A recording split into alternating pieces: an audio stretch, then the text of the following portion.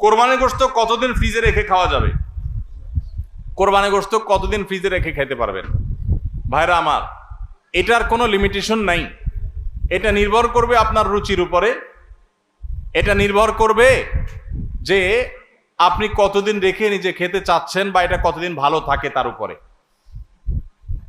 অনেকে খুব বেশি দিন গোশত ফ্রিজে রেখে, মাছ ফ্রিজে রেখে খেতে পছন্দ করেন না।